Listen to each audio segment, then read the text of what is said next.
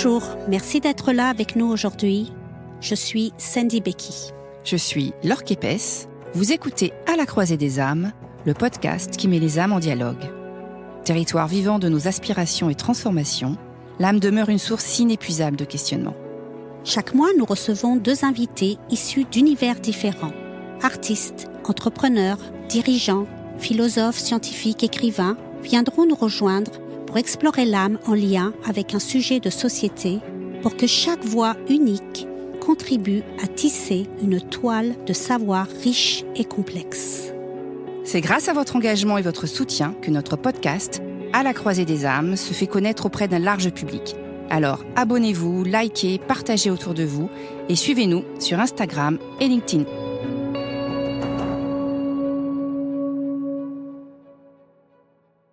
Dans l'épisode d'aujourd'hui, nous allons parler d'intelligence artificielle, mais aussi d'humanité, de vie intérieure, pour répondre à cette question existentielle, et si l'IA nous aidait à nous connecter à notre âme individuelle et collective. Pour en parler avec nous, Fathia Gaz, directrice innovation et programme IA générative au groupe La Poste. Bonjour Fathia. Bonjour. Et Arnaud Potier-Rossi, directeur général associé de l'agence de communication et de transformation Kalaapa, spécialiste de l'intelligence collective et créateur de la fresque de l'IA pour les RH. Bonjour Arnaud. Bonjour. Merci à tous les deux d'avoir accepté notre invitation pour échanger autour de cette question, ma foi, audacieuse. J'en profite d'ailleurs pour rappeler que le concept inédit de ce podcast, c'est que c'est une conversation à 4 voix. Donc, sentez-vous libre de vous poser mutuellement des questions et d'intervenir. Très bien. Alors, avant d'entrer dans le vif du sujet, on va quand même rappeler quelques éléments de contexte. Parce qu'il y a encore quelques années, on prophétisait que l'IA allait révolutionner d'abord nos méthodes de travail et progressivement chambouler notre monde. Les plus pessimistes s'inquiétaient même de la survie de l'humanité face à la machine. Mais finalement, aujourd'hui, est-ce que ces Cassandres n'auraient-ils pas raison ? Aujourd'hui, des sociétés licencient des salariés accusés d'obsolescence. ChatGPT est capable de rivaliser avec un prix Goncourt de littérature. Et certains demandent même leur IA en mariage. Alors, j'avoue que les docteurs Frankenstein comme Elon Musk ou Sam Altman, le créateur de OpenAI, me font un peu peur. Parce que finalement, ils sont en train de structurer notre réalité avec le fantasme d'une société qui serait totalement automatisée et où finalement, parler à un autre être humain serait un luxe.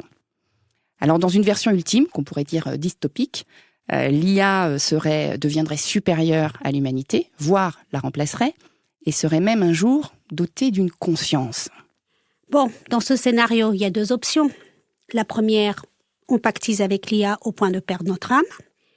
Et la deuxième, celle que nous, on a choisi de développer aujourd'hui, utiliser cette technologie pour repenser ce qui fait l'essence de notre humanité et nous concentrer davantage sur notre vie intérieure.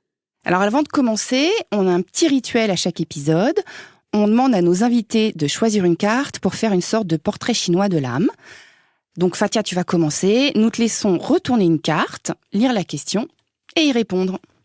Alors, la carte que j'ai tirée, c'est « Si l'âme était un livre, ce serait… » point d'interrogation. Alors, c'est une question assez complexe, je dirais. Moi, quand je lis cette question, je pense à 2 auteurs. Je pense à Christian Bobin et je pense à Khalil Gibran. Merveilleux. Voilà. Parce que ce sont 2 philosophes qui ont écrit des ouvrages, des livres qui sont et des romans et des philosophies. Je pense notamment à Najma de Khalil Gibran, qu'on peut lire et relire sans fin. Les ouvrages de Christian Bobin également. Et ce sont des ouvrages philosophiques et en même temps qui nous poussent à nous interroger sur un certain nombre de sujets. Et on n'est pas dans un roman, une histoire, on est dans « et si ?» Et à nous de faire la suite. Et il nous amène à réfléchir à cette suite. Et j'avoue que j'adore. Parce que ça se lit très facilement. Il y a des romans philosophiques qui se lisent beaucoup plus difficilement parce qu'il faut creuser, comprendre, et ça m'arrive de lire et relire une phrase avant de la comprendre. Ces 2 auteurs, j'avoue que j'ai pas de problème à lire leurs ouvrages et je les dévore parce que ils m'amènent systématiquement à réfléchir. Voilà, et ça me plaît bien.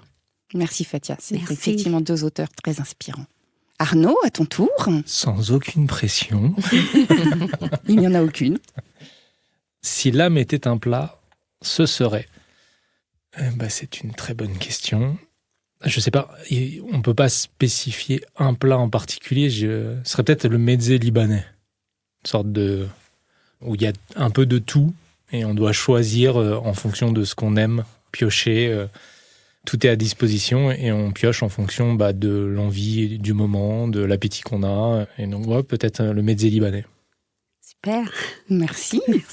Donc, on va continuer sur cette vision personnelle et votre rapport à l'âme.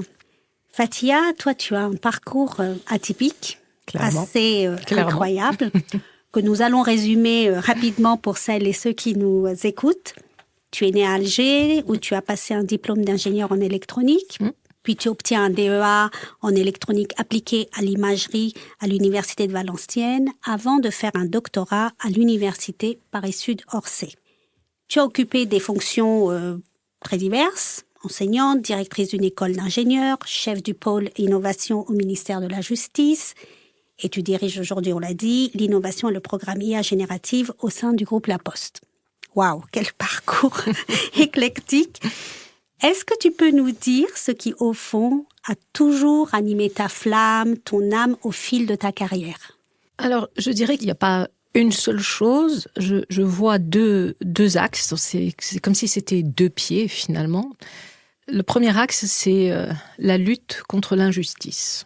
Ça, c'est ce qui me fait bouger. C'est ce qui me fait embrasser des challenges et porter les challenges pour aller au bout des choses.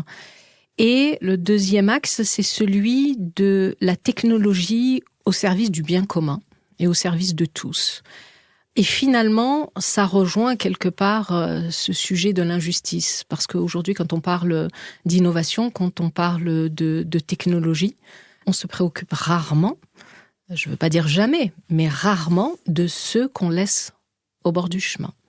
Or, nous, notre rôle, comme je dis souvent, on a eu de la chance, on est quelque part nantis, et on a une responsabilité vis-à-vis de ceux qui sont au bord du chemin, et cette responsabilité, c'est de les embarquer avec nous et de ne pas les laisser là où ils sont. Et c'est quelque part une façon de réparer l'injustice. Donc, ces 2 axes, moi, à un moment donné, ils se rejoignent. Et quand je prends la technologie, par exemple, aujourd'hui, elle est majoritairement faite et portée par des hommes. Et mon combat, c'est d'embarquer les femmes. La technologie, elle ne va que s'il n'y a pas de fracture territoriale, s'il n'y a pas de fracture numérique. Et mon combat, c'est d'aller réduire cette fracture territoriale et cette fracture numérique. Donc, c'est depuis le début, c'est ça. Alors, pourquoi ? Bon, probablement qu'il y a des choses dans mon enfance qui font que je me suis battue pour arriver là où j'en suis. Mais voilà, ce sont 2 sujets que je ne peux pas lâcher et qui sont pas, je peux pas choisir l'un ou l'autre parce qu'ils marchent ensemble en fait. Et tu as ça chevillé au corps. C'est clair. On peut dire que tu as une âme de combattante, ça on l'a vu. Ça c'est clair. Et une âme de pionnière aussi, parce que tous tes postes, tu les as pris. Parfois, tu nous as expliqué sans forcément les avoir attendus. Je les ai arrachés. Et donc, il y a ça qui se dégage de toi très fortement. Tout le temps. On m'a rien donné. Je ne suis pas la seule, je veux pas. Il y en a beaucoup à qui ça se passe aussi comme ça, mais moi j'ai dû tout arracher, absolument tout. Ma place dans ma famille et ensuite ma place dans la société et dans l'entreprise en particulier. Tous les postes que j'ai occupés, je les ai arrachés. Ça n'a jamais été un parcours facile. C'est un réel parcours de combattante. Et encore aujourd'hui, pour évoluer au sein de ma structure, c'est tout un combat, c'est tout un parcours. Et ça a toujours été comme ça. Alors, il y en a certains toujours bienveillants qui me disent « Oui, mais c'est parce que tu cherches. » Non, je crois pas, je cherche pas. J'aimerais bien avoir une vie facile aussi. Je me plains pas parce que je pense que j'ai aussi eu beaucoup de chance. Et puis, j'ai aussi eu sur mon chemin des gens qui m'ont aidé et qui m'ont tendu la main. Et ça, je peux pas faire comme si ça n'avait pas existé. Donc, voilà, je pense que c'est important de le dire aussi. Oui, tu fais avec les autres et pour les autres. Toujours, oui, toujours. Et souvent, on dit qu'on apporte au monde ce qui peut-être nous a manqué, ou en tout cas, on répare ce qu'on aurait bien voulu avoir. Donc, tu rends aujourd'hui. Voilà, j'essaye de réparer à mon humble niveau les injustices. Voilà, ce déséquilibre que je perçois dans nos sociétés au sens large. Et on le verra à travers la technologie, mais on en parlera un petit peu plus loin. Parce que toi, Arnaud, tu es aussi une personne pour qui la création de liens est essentielle. D'ailleurs, ton agence, Kalaapa, ça signifie créer du lien en sanskrit. Et ce qui t'anime, et tu es un expert de l'intelligence collective, c'est vraiment cette conviction que c'est en mobilisant l'ensemble des parties prenantes d'une organisation ou d'un projet qu'on va réussir à faire émerger les idées les plus innovantes, les actions aussi les plus innovantes. Est-ce que tu peux nous expliquer comment cet engagement que tu as vraiment ancré vraiment au fond de toi, c'est au-delà de ton métier, comment cet engagement pour la réussite du collectif nourrit aussi ton âme ? En fait, moi, je suis tombé un peu par hasard dans l'intelligence collective. Parce qu'à la base, moi, je suis un communicant, donc j'ai fait une carrière dans la communication, que ce soit en agence, puis après en support, puis de nouveau en agence, quand j'ai créé ma structure. Et c'est un client qui était président de Créa France, donc qui est la plus ancienne association française qui développe la créativité, notamment à travers l'intelligence collective, donc qui a fait ses 21 ans cette année, je crois.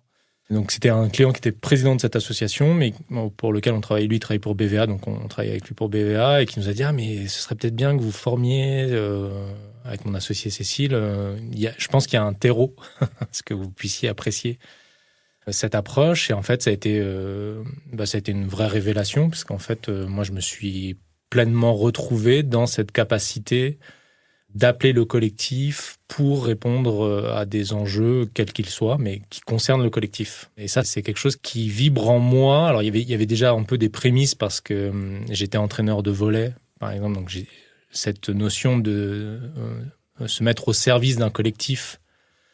On en partage les victoires, il faut faire grandir le collectif, avec cette différence aussi de moins être sur l'individu. Donc, quand on est entraîneur dans le sport, dans un sport collectif, en fait, on doit travailler et la progression individuelle et la progression collective, ce qu'on retrouve un peu aussi dans l'intelligence collective, mais avec une ambition qui est beaucoup plus importante, portée sur le succès et faire en sorte que tout le monde se retrouve dans ce collectif. Ce qui est un peu moins vrai dans le sport, parce que dans le sport, il y a des gens qui s'oublient, qui font des fois, ils passent une carrière sur le banc, qui est plus délicate. Alors que là, quand on fait de l'intelligence collective, le but du jeu, c'est que tout le monde puisse adhérer en fait aux solutions qui sont trouvées collectivement, puisque ça doit servir l'ensemble des parties prenantes.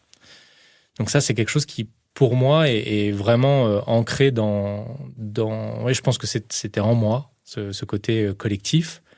J'ai pas du tout une appétence par exemple, sur le coaching individuel, sur faire grandir la personne en tant que telle.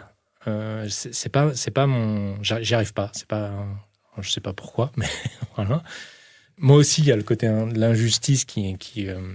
Alors, l'injustice, moi, m'apporte à être rebelle. C'est-à-dire qu'en fait, j'ai envie de révolte et des fois, je me dis, mais en fait, cette injustice, elle est tellement forte que je serais presque à baisser les bras, des fois, en me disant, mais ça tellement. Alors, je dis en fait, en gros, que j'aime pas les humains.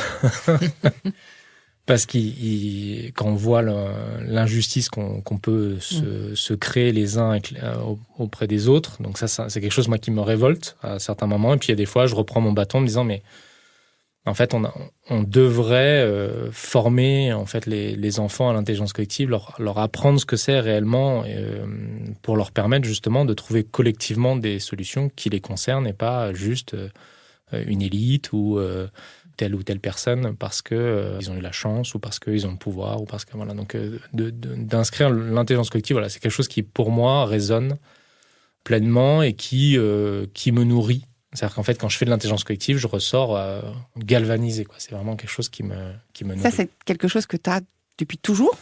Est-ce que tu faisais du sport collectif quand tu étais petit ? Est-ce que je crois que tu es amateur de kitesurf ? Aussi. plus solitaire. Voilà. Justement, c'est intéressant, tu nous en as parlé sur ta frustration parfois d'avoir des sentiments de plénitude seul. Ouais. Mais peut-être toi aussi, Fatia, est-ce que il y a des choses qui pour vous remontent un peu à l'enfance dans ce qui vous anime encore aujourd'hui? Voilà, ce sens du collectif, est-ce que tu l'as depuis toujours? Ouais, en fait, je pense que on se construit par rapport aux failles qu'on a enfant, ce que disait Fatia justement sur peut-être l'injustice. Moi, je pense que donc j'ai été brûlé en fait à l'âge de 4 ans et en fait j'ai été mis en une chambre stérile. Donc en fait, c'est une chambre stérile pour ceux qui connaissent pas, vous êtes isolé du monde à 4 ans en fait, donc vous êtes isolé de vos parents. Je pense que enfant, j'ai souffert de ce manque de lien. Mais un lien de protection, un lien affectif vis-à-vis des personnes qui sont les plus chères quand vous êtes enfant. Donc ça, je pense que ça nourrit un besoin de créer du lien avec les autres. Il y a aussi un travail qui a été fait, j'ai fait un travail aussi sur le côté de la séduction. Alors, moi, je suis beaucoup dans les métiers de la séduction. Il faut séduire les clients, il faut leur montrer qu'on est les plus forts, les plus beaux, qu'on va leur servir leurs intérêts à des tarifs complètement compétitif et attractif, mais du coup, on est dans cette posture de séduction. Et ça, je l'ai analysé aussi dans le fait où, dans cette chambre stérile, le seul lien que j'avais, c'était les personnels soignants, et qu'en fait, enfant, j'ai dû construire des mécanismes pour me faire accepter en tant qu'humain par d'autres humains et avoir de l'attention. J'ai dû certainement créer des mécanismes de séduction vis-à-vis d'autres humains pour me faire adopter, entre guillemets, pour en tout cas, dans la pyramide de Maslow, pour avoir cette première sécurité qu'on peut avoir. Donc, je pense que la création de liens, elle date de cette époque-là, puisqu'après, j'ai été dans des familles aimantes, avec, voilà, je sais pas, il n'y a pas de faille là-dessus, mais je pense que la création de liens, ça remonte à cette époque-là. Et donc, du coup, je me nourris des autres. Et c'est vrai que dès que je fais beaucoup de sports de glisse, donc le kitesurf, le snowboard, etc. Il y a des fois, on se retrouve seul à vivre des choses incroyables. Mon énergie, je rayonne et puis il y a un moment donné, je suis frustré parce qu'en fait, j'aurais aimé que mes proches avec qui je pratique ces sports puissent vivre la même chose, qu'on ait cette liesse collective et pas juste individuelle. Donc oui, je pense que c'est étroitement lié à qui je suis, le besoin de me nourrir du collectif. Ça résonne en toi, Fatia ? Oui, bien sûr. Ces failles ou ces blessures que l'on a dans l'enfance et qui finalement font qu'on est ce qu'on est aujourd'hui. Moi, par rapport à l'injustice, j'ai grandi dans une famille où il y avait 2 garçons, 2 filles. Je suis née à Alger. J'ai eu une chance incroyable d'avoir des parents lettrés, à une époque où il n'y en avait pas beaucoup, et des parents qui me poussaient à faire des études. Et en particulier, mon père, ce qui est quand même assez incroyable. Et lui me disait, il faut que tu fasses des études parce qu'il faut que tu sois indépendante, parce que tu ne dois dépendre de personne. Tu dois pouvoir te débrouiller toute seule.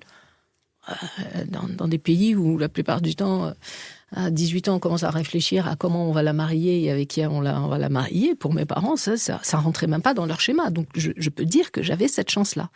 Et paradoxalement, j'étais quand même une fille, et donc au service des hommes. Et donc, on était à table, et quand il fallait débarrasser, c'était « Fatia, tu peux te lever, débarrasser ?» Et là, moi, c'était pourquoi c'est moi qui débarrasse et lui, pourquoi il débarrasse pas? Et bam. Et voilà. Et l'injustice, elle vient de là. Pourquoi lui, il peut sortir et moi, je peux pas sortir? Pourquoi lui, il a de l'argent de poche et moi, j'en ai pas? Et ça a été tout le temps comme ça. Et c'est pourquoi lui, il a des droits que moi, je n'ai pas. Et quand je voyais la société autour de moi, la réponse, elle était évidente. Mais parce que toi, tu es une femme et que lui est un homme. Et ça a été le début de mon combat. Ça a été, non, il n'en est pas question. Moi, je vois pas la raison. Je vois pas pourquoi. On est pareil, donc je ne vois pas pourquoi je fais la vaisselle et pas lui. Je vois pas pourquoi je débarrasse la table et pas lui. Et ça a commencé comme ça. Et voilà. C'est bête, hein? Et avec tout un parcours derrière. Et on va revenir à notre sujet, mais je suis sûre que ce que vous venez nous raconter, et merci pour ces témoignages, irrigue encore aujourd'hui votre façon de travailler, vos métiers, et notamment le rapport à la technologie, puisque ça va être notre sujet, l'IA, mais voilà, je suis sûre que ce fil conducteur, on va le retrouver dans la suite de nos questions. Et oui, j'ai justement, pour revenir à la question centrale, est-ce que l'IA peut nous aider à nous connecter à notre âme de manière individuelle et collective? On va commencer par réfléchir ensemble à ce qui fait la singularité de l'humain, notamment dans le monde de l'entreprise. Donc, toi, Arnaud, tu accompagnes des entreprises donc, depuis de nombreuses années, tu l'as dit. Et plus récemment aussi à travers la fresque de l'IA pour les RH, donc tu vas nous en parler. Quelles sont, selon toi, les aptitudes essentielles que les collaborateurs vont devoir développer pour survivre face à l'IA ? Ouais. Vaste question. Vaste question. On a 4 heures ou pas ? On a encore un peu de temps. Juste, oui, peut-être ce qui est intéressant, que je démarre l'histoire par mon rapport à l'IA, en fait. Moi, je suis pas du tout développeur, je suis pas du tout je n'ai aucun affect vis-à-vis de la technologie en sens coding. J'ai jamais travaillé dans ces univers-là. Donc pour moi, quand on me parlait d'IA, c'était vraiment réservé aux informaticiens, aux data scientists, et donc du coup complètement étranger à ma sphère de travail et d'appétence. Voilà. Et j'ai fait une année sabbatique où j'ai coupé en fait tous les réseaux à part Instagram. Voilà, on était au Mexique avec ma famille. Et quand je suis revenu, donc c'était de juillet 2022 à juillet 2023. Donc je suis rentré fin juin 2023. J'ai rallumé mon LinkedIn après 1 an. Et en fait, je rallume mon LinkedIn et je découvre plein de posts sur l'IA générative et plein de posts sur justement les meilleurs prompts pour avoir des idées créatives, etc. Et donc moi, vu que la créativité, c'est quand même mon sujet, j'ai commencé à m'intéresser à ça. Et en fait, ça m'a fait peur. Enfin, ça m'a fait peur. Pas dans le sens... disons que le réflexe, c'est de dire, vu que j'étais pas dans la mode, vu que j'avais 6 mois de retard à peu près, ça m'a permis de poser les choses en me disant, OK, d'observer, si tout le monde se met à vouloir à avoir des idées créatives en utilisant l'IA générative, qu'est-ce que ça va avoir comme conséquence ? Et donc, la première question que je me suis posée, c'est, OK, je vais tester, donc je teste, j'ouvre un compte ChatGPT, je commence à voir, à m'amuser avec, et en fait, je m'aperçois que je crée une dépendance à l'outil. Et donc, je dis, OK, donc si je crée une dépendance à l'outil, comme il y en a beaucoup dans l'univers digital, oui. Est-ce que cette dépendance, c'est-à-dire tu t'es aperçu que tu étais dépendant à ChatGPT, de quelle manière ? En fait, c'est la réflexion. En fait, il y a beaucoup d'études qui ont été menées après, parce que du coup, j'ai un peu enquêté sur le rapport entre l'humain et la techno. Et en fait, c'est assez simple d'observer qu'à partir du moment où il y a une techno qui vous permet de vous soulager, d'avoir une délégation de compétences cognitives, et que ça fonctionne, en fait, l'humain, et c'est pas l'humain, c'est l'être vivant et naturellement feignant.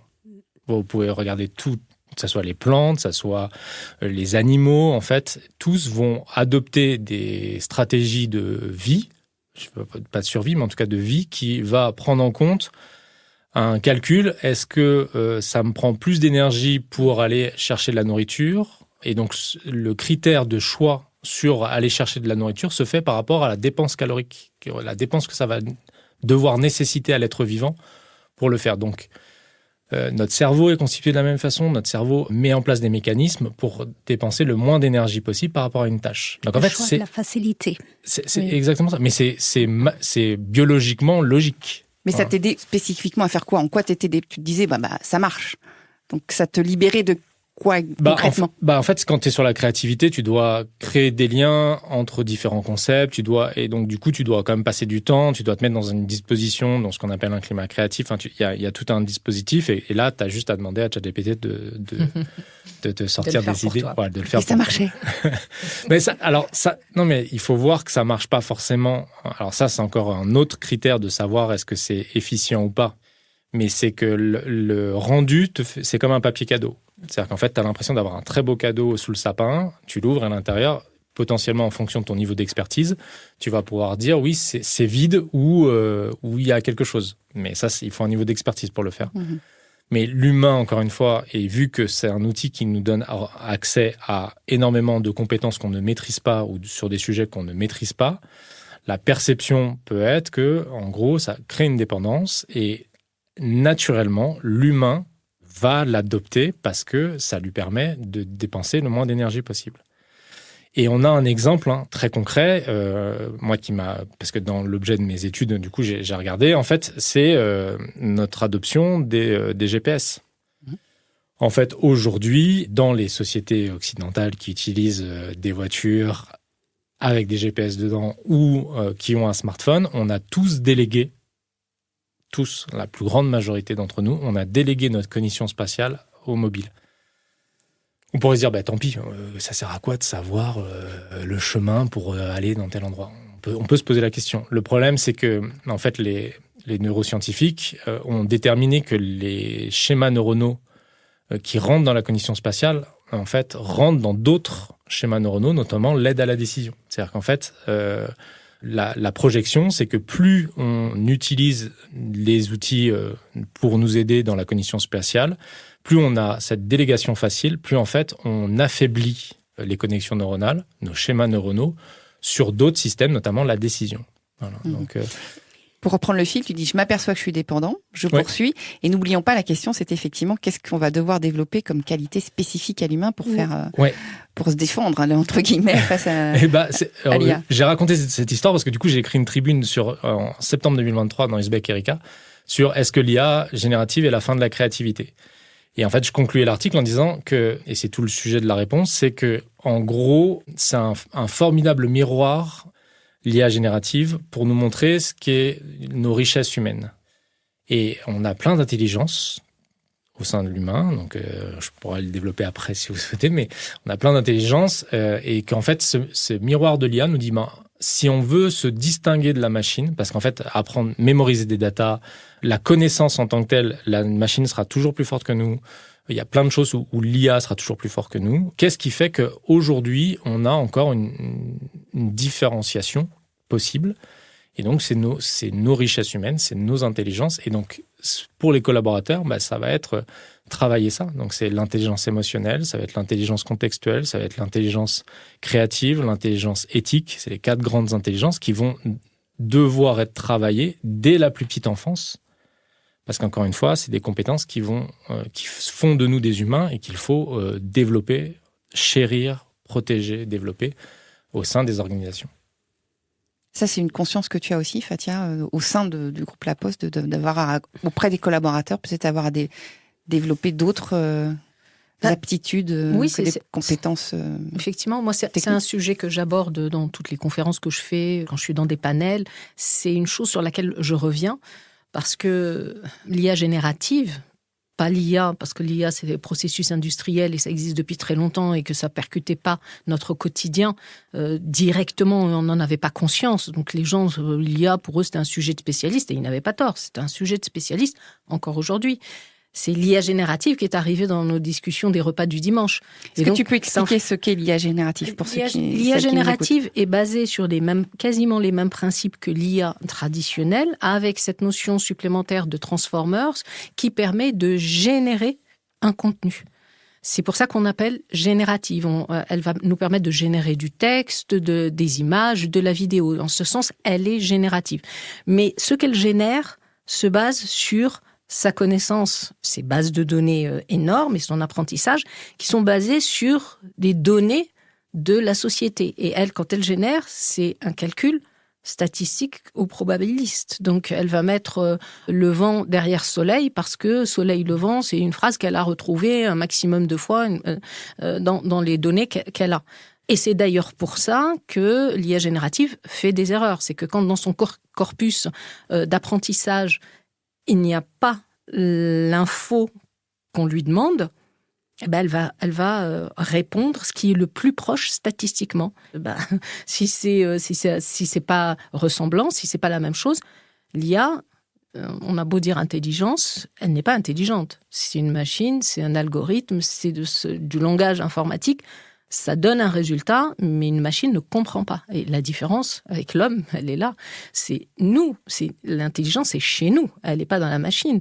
Et comme je dis souvent aux collaborateurs ou aux personnes que je rencontre, mais arrêtez d'admirer la machine. Admirez les hommes qui ont créé tout ça, parce que le génie, il est chez eux. Moi, aujourd'hui, je dis waouh quand je regarde les articles et que je découvre ce que ces scientifiques de haut niveau ont inventé.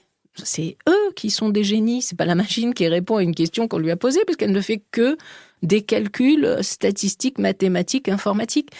Et donc, ça m'amène à dire quoi ? Ça m'amène à dire que on doit être libre, on doit réfléchir et on doit exercer notre esprit critique systématiquement.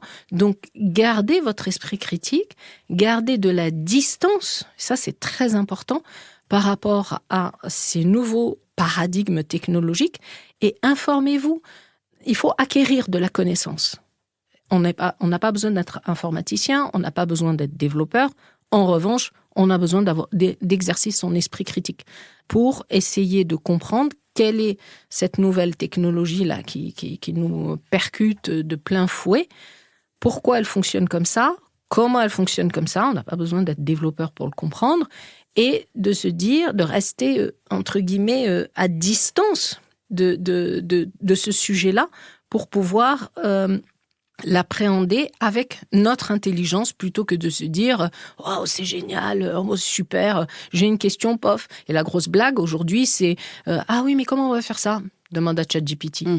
C'est la grosse blague. Mais non, demande pas à ChatGPT, creuse-toi d'abord la cervelle. Si effectivement tu veux un truc qui te permette de valider ton idée ou d'avoir d'autres idées auxquelles tu n'aurais pas pensé, oui, alors demande à ChatGPT, mais creuse-toi la cervelle d'abord. Donc, si je comprends bien, l'un et l'autre, on a à poursuivre finalement à développer toutes nos intelligences spécifiques que n'aura jamais l'IA pour pouvoir continuer à évoluer dans ce monde de plus en plus complexe avec cette technologie. Et, Arnaud, tu nous as pas parlé de la fresque de l'IA pour les RH que tu as créée, et ça rejoint peut-être la question que j'avais aussi. Ça, on essaye là de voir ce qui est un peu de singulier dans ce que nous sommes, nous, êtres humains, face à la machine, et comment on peut résister d'une certaine manière. Mais de l'autre côté, comment les entreprises aussi peuvent-elles accompagner les collaborateurs plutôt que les licenciés pour obsolescence, comment elles peuvent développer et valoriser les compétences dont on a besoin aujourd'hui et dont on aura besoin peut-être encore plus demain. Donc il y a ça du côté des entreprises, comment elles peuvent le faire. Et peut-être, Arnaud, tu peux nous témoigner justement à travers cet atelier que tu as créé. Je vais peut-être laisser d'abord la parole à Arnaud pour nous expliquer ce qu'est l'IA pour les RH et voir effectivement poursuivre le débat sur comment les entreprises peuvent accompagner les collaborateurs. Ouais. Juste pour rebondir sur ce que disait Fatia, et je suis 100% aligné, le problème, il est justement, est-ce qu'on a envie de réfléchir ? Oui, je sais bien. C'est le gros problème. C'est fatigant quand même. C'est exactement le souci. Mais moi, je suis viscéralement indépendante. Et ça, je sais, ça a embêté tout le monde chez moi parce que quand j'avais décidé que j'allais faire ça, je le faisais même si on me disait non, parce que c'est moi qui décide. C'est moi qui décide. Et ça, je l'ai gardé. Et moi, la machine, elle décide pas pour moi. C'est moi qui décide. Voilà, c'est tout. Et à un moment donné, il faut que tout le monde se réveille. Vous décidez ou vous voulez que la machine décide pour vous ? Donc, en fait, là, Fatia, tu parles vraiment de ce défi de ne pas perdre son âme décisionnelle. Exactement. Et toi aussi, Arnaud, t'en as touché un mot là-dessus. Certains processus aujourd'hui qui font appel massivement à de l'IA, il faut que l'humain soit au centre. Ce qui fait peur aux gens qui sont loin de ces sujets-là, c'est que l'IA va décider pour eux.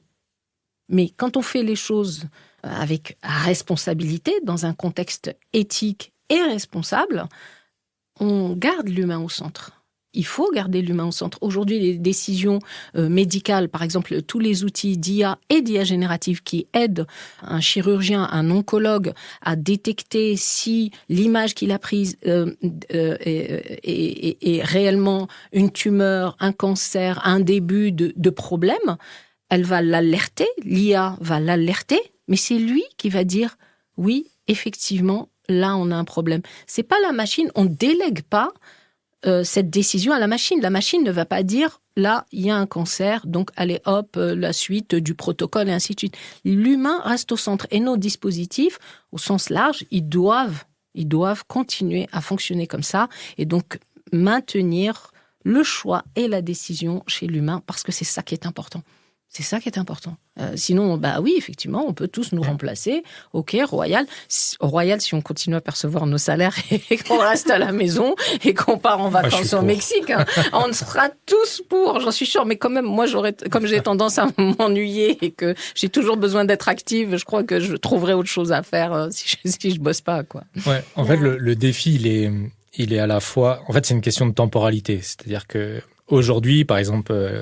Fatia a parlé de l'imagerie médicale. Effectivement, les études montrent que si on prend l'analyse des images médicales faites par un humain l'analyse médicale faite par l'IA et l'analyse faite par l'IA plus l'humain, en fait, aujourd'hui, dans cette tâche-là, qui est l'analyse médicale des images médicales, en fait, le duo IA plus humain a de meilleurs résultats que l'humain seul ou l'IA seul. Ce qui n'est pas le cas de tous les métiers, de toutes les tâches aujourd'hui. Il y a des métiers où l'IA va être plus performante sur certaines tâches que l'humain. Et ça dépend de la compétence de l'humain aussi, de sa qualité d'expertise. Bah oui. Et ça, c'est aujourd'hui. En fait, et le problème, c'est qu'il y a deux mouvements qui sont importants à prendre en compte. C'est l'évolution rapide de l'IA, qui du coup, ce qui se passait il y a 6 mois n'est plus vrai aujourd'hui, tellement ça évolue rapidement en termes de performance.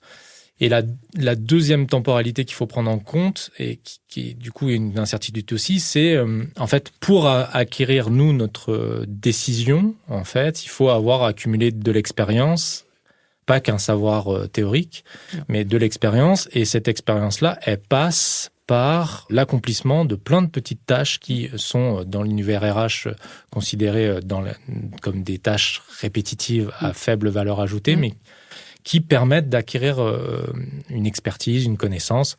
Moi, je prends dans le métier de la com, moi j'ai démarré au plus bas de l'échelle et je faisais des comptes rendus de réunion. En fait, ces comptes rendus-là m'ont permis d'acquérir une connaissance du métier, donc de la culture de mon métier de la communication, m'ont permis de connaître en fait les enjeux, d'observer les enjeux politique qu'il peut y avoir entre un directeur de créa et un directeur commercial. Enfin voilà. Et en fait, toutes ces tâches-là qui sont aujourd'hui déléguées à l'IA générative, en fait, vont faire en sorte qu'il va y avoir un impact sur l'expertise en tant que telle. Et donc la question, elle est de se dire comment on arrive à concilier à la fois cette tension de l'évolution technologique et comment on arrive, et c'est pour ça que je parle dès la plus petite enfance, il faut arriver à créer, à enrichir, à faire travailler nos compétences pour que justement on soit en capacité de choisir, et c'est un choix de dire sur tel métier on va continuer à faire en sorte que ça soit des collaborateurs qui le fassent sans l'IA, parce que on identifie que ce savoir-là, cette expérience qui va être faite pendant des années, c'est nécessaire à le sens critique, parce qu'il n'y a pas de sens critique s'il n'y a pas d'expertise sur un sujet. Donc, c'est déterminant de dire, OK, cette compétence-là, cette tâche-là, on va la garder sans IA. Il y en a d'autres où on va faire de l'IA plus de l'humain, et puis il y a peut-être d'autres où ce sera que de l'IA générative avec de l'automatisation. Mais en fait, aujourd'hui, j'ai l'impression qu'on n'est pas sur cette dimension-là. Sur ce trend. Non, ça c'est clair qu'on n'est pas sur ce trend. Et c'est quelque chose, ce dont tu parles, qu'on retrouve chez les développeurs. Aujourd'hui, dans beaucoup d'écoles d'ingénieurs, ils utilisent GitHub Copilot, qui est l'outil phare, qui est l'équivalent de ChatGPT, mais pour les développeurs, qui les aide à générer du code. Et en fait, les développeurs formés dans les écoles d'ingénieurs, ils ne savent plus développer, puisqu'ils font tout avec Copilot.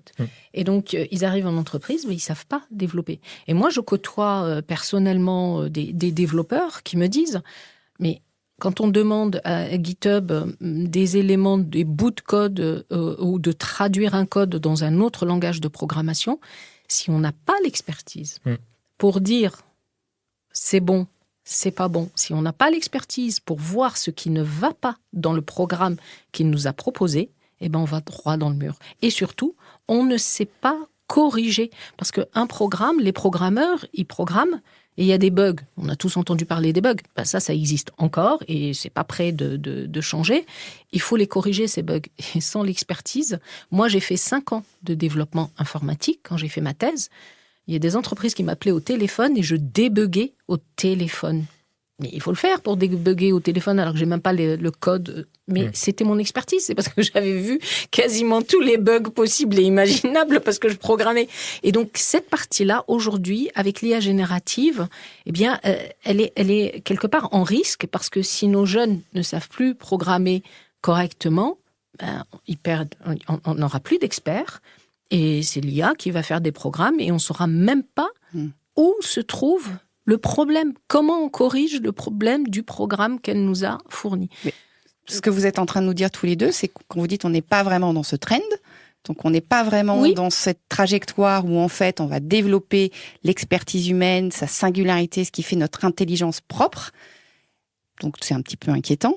Et pour revenir à ma question, comment, en tant qu'entreprise, dirigeant d'entreprise, toi Arnaud qui accompagne les entreprises, vous pouvez faire en sorte justement d'essayer d'aller un peu, non pas contre-courant, mais de faire en sorte qu'on conserve ça. C'est compliqué, c'est assez compliqué, mais en même temps, pas tant que ça. Moi, je vois dans notre groupe, il y a un système d'acculturation et de préparation des collaborateurs à ces sujets-là qui est vraiment en place depuis plus d'1 an, qui fonctionne très très bien, et on explique tout. On explique tout et on explique notamment ces biais, ces problèmes avec l'IA générative. Et en face, on a de l'écoute.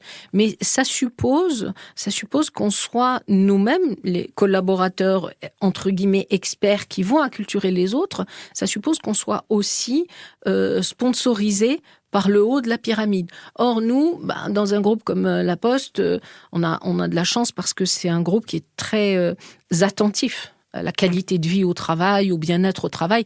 Donc, ce sont des sujets qui sont monitorés et on fait très attention à tous ces aspects d'emploi.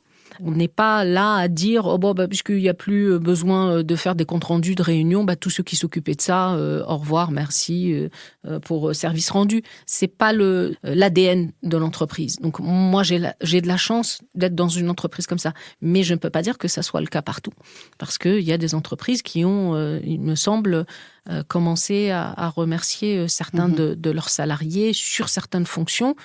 Et de mon point de vue, c'est pas forcément la bonne méthode. Si ces salariés ne font plus ce pourquoi ils étaient payés ou pas l'ensemble de ce pourquoi ils étaient payés, on peut récupérer ce temps-là pour leur faire autre chose, les former à faire autre chose et aussi à utiliser l'IA différemment. Oui, donc l'âme historique du groupe résiste d'une certaine façon à cette avalanche technologique. Oui, tout à fait. L'IA est très très utilisée au sein du groupe La Poste depuis très longtemps déjà, puisqu'on a c'est de l'industrie aussi, donc on utilise l'IA depuis longtemps. On est une très grosse entreprise, donc il y a pas mal de process qu'il fallait automatiser et on l'a fait avec de l'IA. L'IA générative est arrivée, on s'en est emparé. On a notre Secure GPT qui s'appelle La Poste GPT. On a un certain nombre d'outils aujourd'hui qui fonctionnent bien à base d'IA générative, mais on n'a licencié personne. Voilà. Bravo. Et je vais peut-être revenir, Arnaud, tu nous as pas tout à fait vraiment expliqué encore ce qu'est la fresque de l'IA pour les RH, parce que tu peux nous en dire rapidement un petit mot. Et est-ce que ça aide justement à valoriser l'humain? Parce que si je vous écoute, il y a un peu d'espoir. L'humain n'est pas encore ça aide à prendre conscience. Voilà. Ça aide à prendre conscience, je pense, plus qu'à valoriser. C'est ça. La fresque de l'IA, pour les RH, c'est un atelier qu'on a créé en fait fin de l'année 2023, partant du principe que généralement le marché RH réagissait toujours un peu de la même façon dès qu'il y avait une évolution. Il y a les éditeurs en fait qui vont démocratiser sur leur verticale, donc et à juste titre parce qu'ils vendent des solutions, donc ils vont démocratiser auprès du marché sur leur verticale. Qu'il y avait une très grosse mouvance du prompting qui était par les centres de formation qui vendaient ces formations-là, qui étaient la compétence de demain, etc. Ce qui, à l'époque, pour moi, était un non-sens. Je l'ai toujours programmé, je l'ai toujours dit de manière... alors, des fois, on m'a souvent rétorqué que j'avais tort, mais de considérer le prompting comme une compétence qui était la compétence future, en fait, c'était ceux qui ont promis ça, c'était une... En fait, ils ont profité de la non-compréhension de ce que veulent faire les gens qui font de l'IA générative. Parce que ceux qui ont créé l'IA générative, le but du jeu, c'est justement de permettre la meilleure interface, la meilleure relation entre la machine et l'homme. Et on le voit aujourd'hui, on l'a tous sur nos téléphones, il suffit de lui parler. Donc, après, ce qui est important de comprendre, c'est que plus on travaille son prompt, plus l'impact sur l'environnement est réduit. Donc ça, c'est important de structurer le prompt comme une nécessité environnementale, ça oui, mais de dire que c'est une compétence de demain, c'était complètement idiot. Donc en fait, moi je vois le marché qui se constitue comme ça, et je dis mais en fait, il y a encore une fois aucun outil qui permet d'avoir une approche systémique de l'impact, de l'usage de l'IA générative et des impacts de cet usage d'un point de vue systémique. Donc on a créé la fresque de l'IA pour les RH, pour permettre justement au RH de regarder dans leurs différents process, donc on va de l'acquisition jusqu'à l'offboarding en passant par toutes les thématiques, d'essayer d'appréhender quels peuvent être les usages de l'IA générative et qu'est-ce que ça a comme conséquence. Et ce qui est assez amusant, je prends toujours cet exemple-là parce qu'il est assez révélateur, c'est que par exemple, quand vous prenez l'acquisition, vous avez un manager qui va voir son RH et qui fait l'expression de son besoin. Dans mon équipe, j'ai besoin de telles compétences, etc., etc.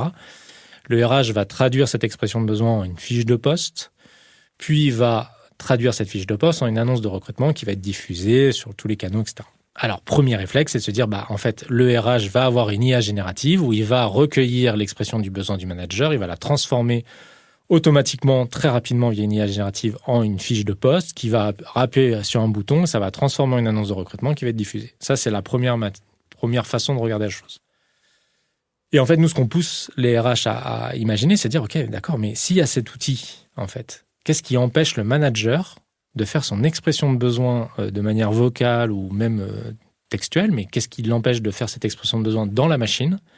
La machine fait la fiche de poste, il n'a plus qu'à appuyer sur le bouton et ça automatise une annonce de recrutement qui peut être textuelle, qui peut être vidéo, qui peut être audio. Et en fait, on s'aperçoit que si on a une approche systémique du sujet, pour la même solution, en fait, on voit que d'un côté, c'est le RH qui fait, mais de l'autre côté, le RH sort complètement de l'équation. Si ce n'est s'il doit décider, valider ou pas. Mais on s'aperçoit que, en fait, d'avoir un regard systémique de qui utilise au sein d'entreprise et quels sont les impacts, en fait, de cette utilisation, c'est ce qu'on a voulu faire avec la fresque de l'IA pour les RH. D'accord.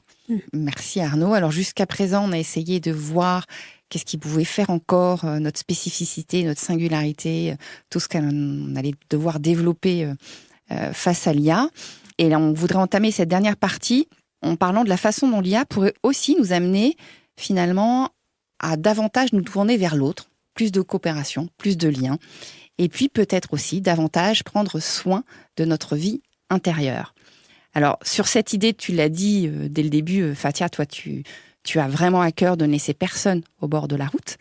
Donc, sur cette idée de partage et de coopération, est-ce que tu peux nous expliquer quels sont tes principaux défis au sein du groupe La Poste face à cet enjeu de plus de partage, plus de coopération et comment les relever ? Alors, La Poste, c'est le premier partenaire de confiance des Français. C'est la seule entreprise en France qui a comme client tous les Français, puisqu'on distribue les journaux, on vend les timbres, et ça, c'est tout le monde. Tout le monde a besoin de ça. Et donc, moi, je dirais que notre rôle, c'est aussi de contribuer à l'acculturation des personnes qui ne sont pas dans la tech, qui ne sont pas sur nos sujets au quotidien. Et c'est ce qu'on a déjà commencé à faire avec les cafés IA. Donc, on a animé un certain nombre de cafés IA dans les bureaux de poste, pas forcément à destination des postiers, qui, eux, ont la chance d'avoir toutes nos sessions d'acculturation interne, mais à destination du citoyen. Et donc, on invite dans un bureau de poste ou dans une maison France Service des citoyens qui viennent échanger avec des experts de l'IA du groupe La Poste qui leur expliquent c'est quoi cette nouvelle technologie, quels sont ses risques, quelles sont ses opportunités. On l'a fait dans un contexte de partenariat avec le Conseil national du numérique qui avait lancé cette idée et qui est venu nous demander si on pouvait contribuer à effectivement la diffusion de cette information autour de l'IA et de l'IA générative en particulier, parce que c'est celle dont on parle aujourd'hui. Et donc, on a animé plusieurs cafés IA. Et c'est très simple, hein, on s'assoit autour d'une table et on parle. On demande aux gens de nous dire quelles sont leurs questions. On classe les questions par grandes thématiques et on répond à leurs questions. C'est une des façons de démocratiser ce sujet et de ne laisser personne sur le bord de la route. C'est une goutte d'eau, évidemment. C'est une goutte d'eau, mais c'est déjà bien, quoi. C'est le process du colibri. C'est la première goutte d'eau. Il faudrait que d'autres entreprises le fassent, d'autres institutions. Et je sais qu'il y en a qui le font aussi. Et c'est notre manière de contribuer à cette diminution de la fracture numérique. Mais le fait que l'IA nous libère de tâches répétitives, comme le disait Arnaud tout à l'heure, est-ce que tu penses que ça peut nous conduire à finalement avoir plus de partage et de coopération au sein des entreprises ? Si on a moins de tâches répétitives, si on est libéré de certaines fonctions, oui. Est-ce que ça peut créer créer finalement plus de coopérateurs. Pour moi, si ça nous libère du temps, notre, entre guillemets, responsabilité, c'est de réfléchir à comment je vais utiliser ce temps pour le bien de tous. En fait, encore une fois, remettre l'humain au centre et voir comment ce temps que j'ai gagné, je vais pouvoir l'utiliser avec l'autre ou pour l'autre. Et c'est ça qui est important de mon point de vue. Oui, et d'ailleurs, merci Fathia, parce que là je repensais à ce que disait Arnaud sur le fait que ça peut amener dans les organisations à ce que les gens ne se parlent plus, ne partagent plus d'informations, gardent leur expertise chacun de leur côté. Comment on lutte contre ça et c'est quoi les risques ? Ça va être c'est un gros défi, en fait, encore une fois, des entreprises et j'ai l'impression qu'elles n'ont pas encore pris conscience de ce défi. Puisqu'en fait, en tant que manager, moi, je pense que le manager de demain sera un peu un chef d'orchestre. Et il va devoir à la fois un architecte et un chef d'orchestre. Sur chaque tâche, sur chaque mission, il va devoir se poser la question. D'abord, est-ce que je travaille avec l'IA pour cette tâche ou est-ce que je délègue à l'équipe ? Première question à se poser. Ensuite, au sein de l'équipe, est-ce que je le délègue à Michel seul ? Est-ce que je le délègue à Michel plus de l'IA ? Est-ce que je le délègue à l'ensemble de l'équipe et j'utilise l'intelligence collective ? Donc en fait, il va devoir se poser la question sur chaque tâche, chaque mission au regard des objectifs. Quelle intelligence, au sens artificiel, collective, humaine, individuelle, il va devoir choisir. Donc ça, c'est la première chose. Et je pense que c'est important de tant que sur chaque discipline, chaque mission, les managers, quels qu'ils soient, ne se posent pas cette question-là, et ça va changer, parce qu'on regarde la techno, des compétences aussi au sein de l'équipe, ce sera quelque chose d'évolutif, mais je pense que ce sera toujours de se dire, qu'est-ce que je délègue ou pas ? Et donc, du coup, comment j'utilise l'intelligence collective, comment je vais à l'encontre de cet enfermement, puisqu'enfin, encore une fois, il y a des études qui le montrent, donc il faut juste regarder, en fait, les usages qu'on peut avoir des autres technologies pour se dire il y a de fortes chances que ça se reproduise de la même façon. En fait, aujourd'hui, avec l'historique qu'on a de l'IA générative, on s'aperçoit que déjà, en fait, avant, Michel, il allait voir Géraldine pour lui poser des questions. Aujourd'hui, il est devant son écran et il pose des questions à l'IA générative.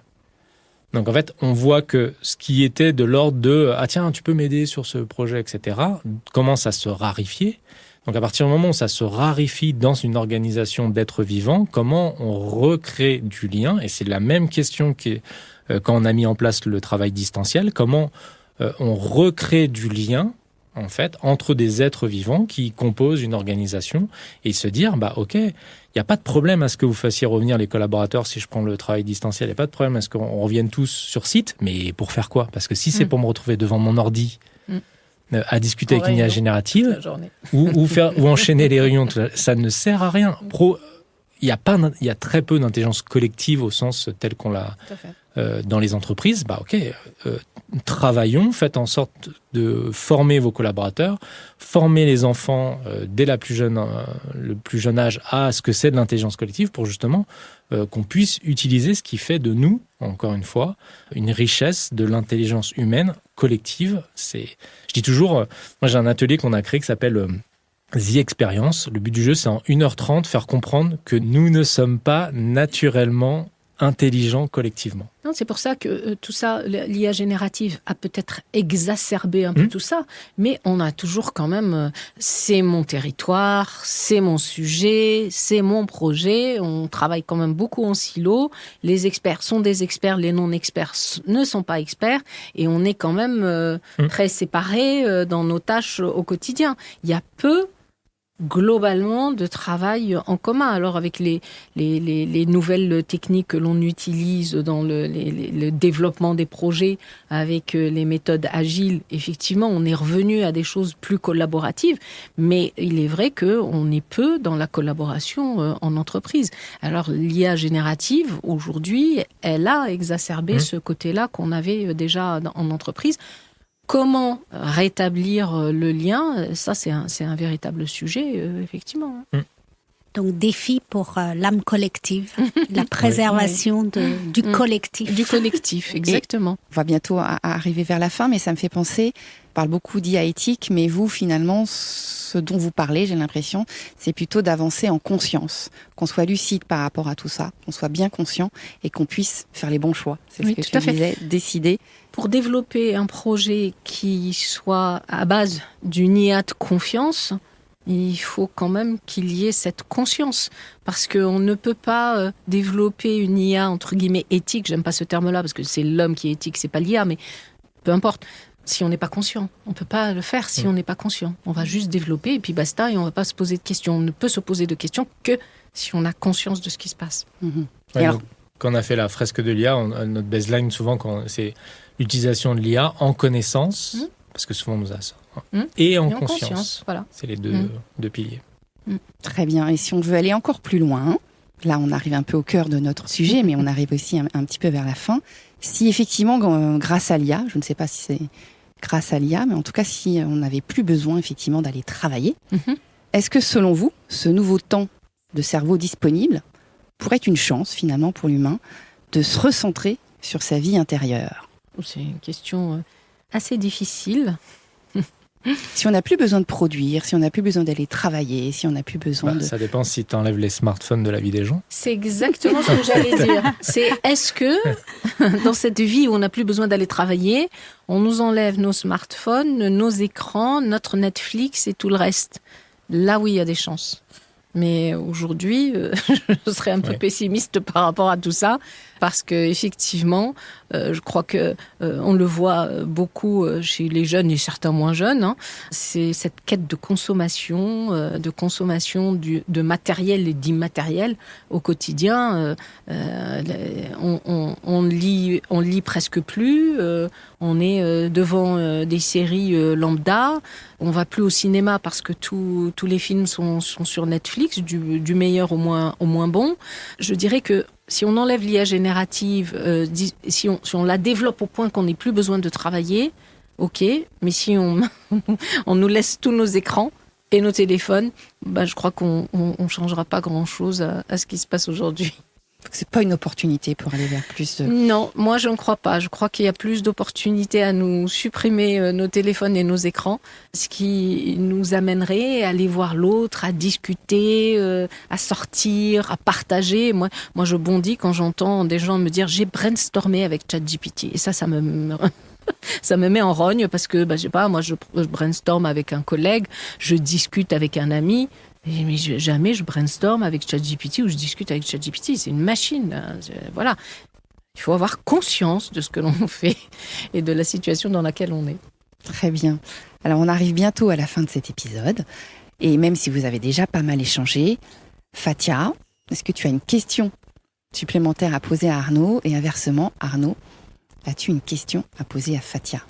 Alors la question que je te poserai, Arnaud, c'est quoi la difficulté aujourd'hui dans tes démarches d'accompagnement et d'acculturation sur ce sujet?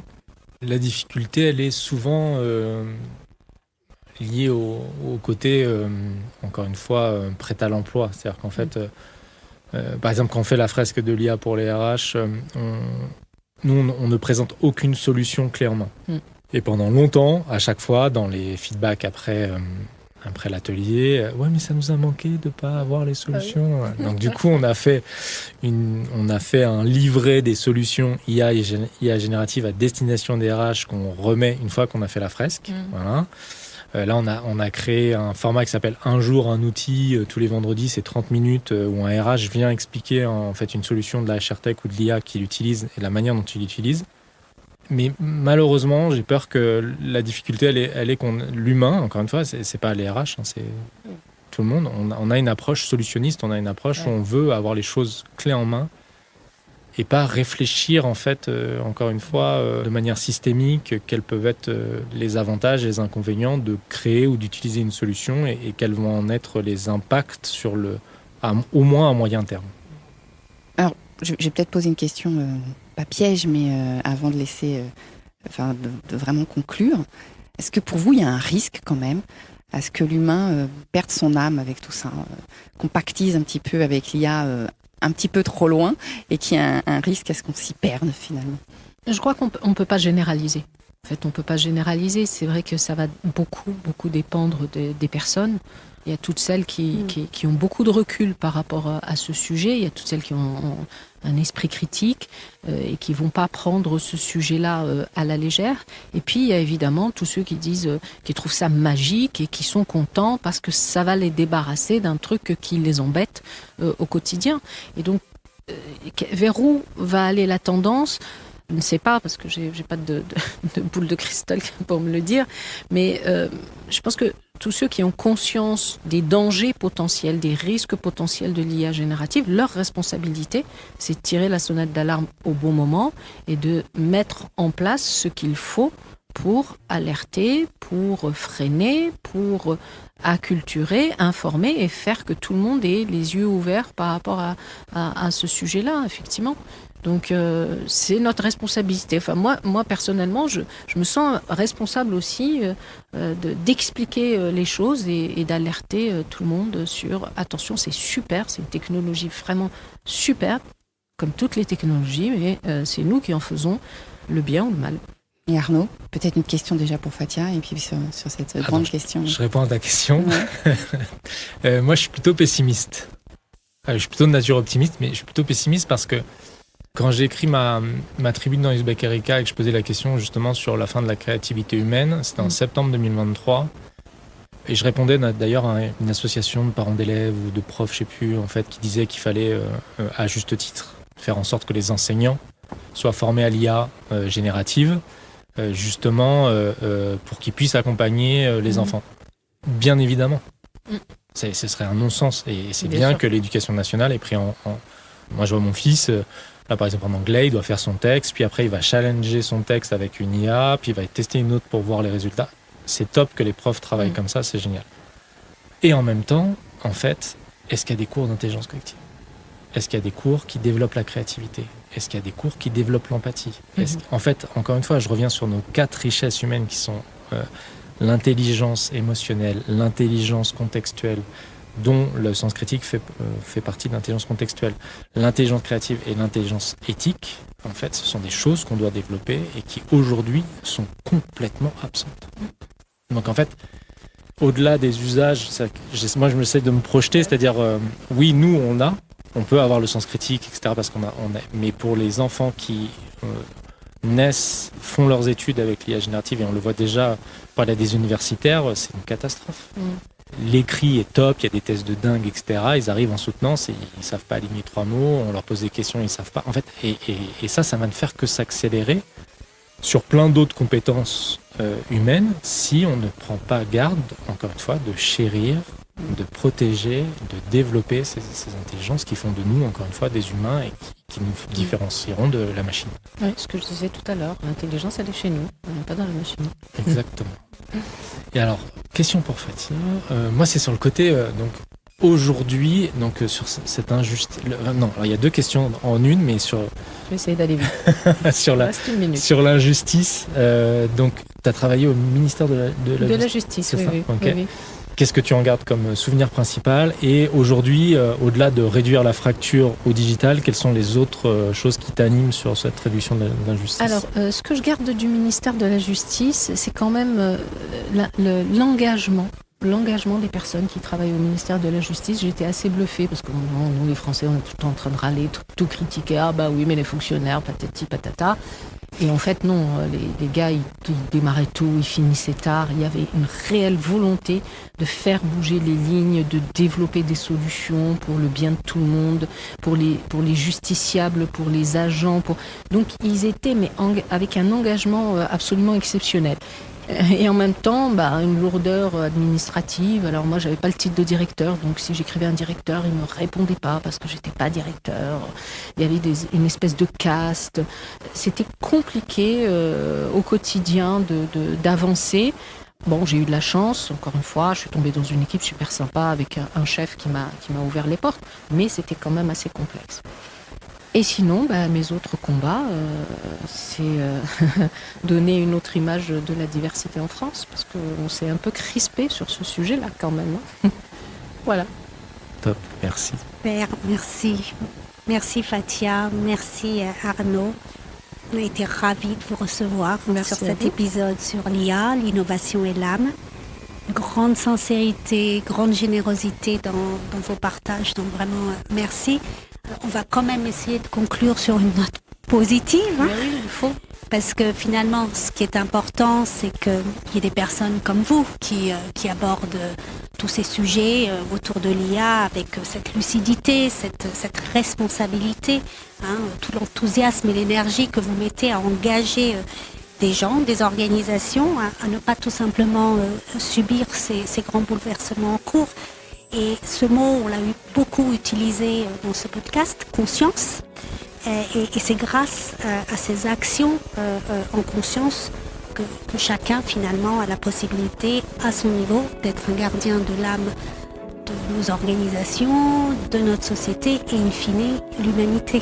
Donc merci. Merci à vous. Merci. Merci à tous les deux. Merci d'avoir partagé avec nous ce moment à la croisée des âmes.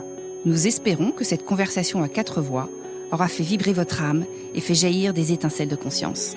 Nous vous retrouvons le mois prochain pour un nouvel épisode et d'ici là, restez à l'écoute de votre âme.